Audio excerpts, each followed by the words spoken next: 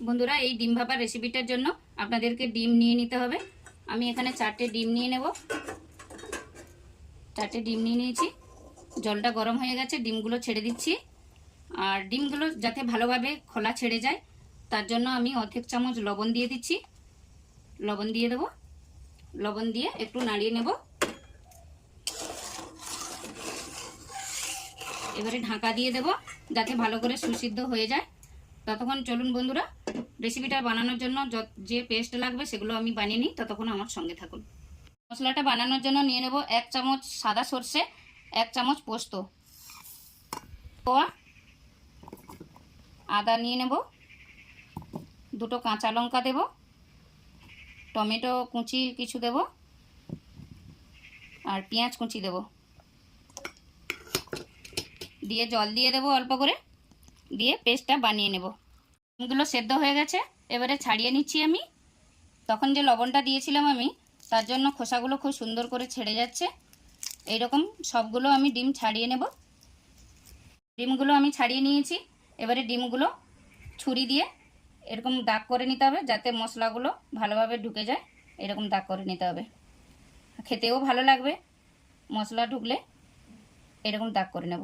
সবগুলো ডিম আমি দাগ করে নেব। এরকম মশলাটা যে আমি পেস্ট করে রেখেছিলাম সেটা আমি দিয়ে দিচ্ছি। ডিম ভাপা বানানোর জন্য মশলাটা সবগুলো দিয়ে দেব।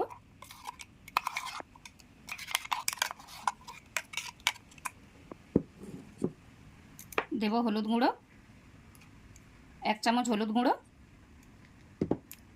আর 1/2 চামচ লঙ্কা গুঁড়ো, লবণ একটু, সর্ষে তেল দেব। দিয়ে ভালো করে মেখে নেব। মাখিয়ে নিচ্ছি ভালো করে।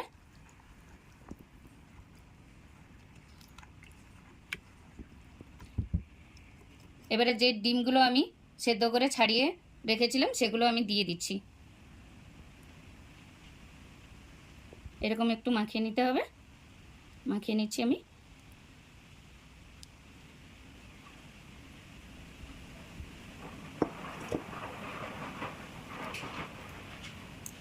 দিয়ে অল্প একটু সর্ষে তেল দেব,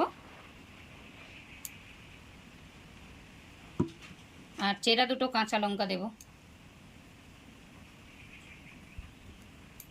এবার আমি ঢাকনাটা লাগিয়ে দেব, দিয়ে কড়াতে বসিয়ে দেব। এটা গরম করে নিয়েছি আমি। এবারে দিয়ে দেব জল। জল দিয়ে দেব। দিয়ে দিয়েছি। রিঙাংটা বসিয়ে দেবো। এবারে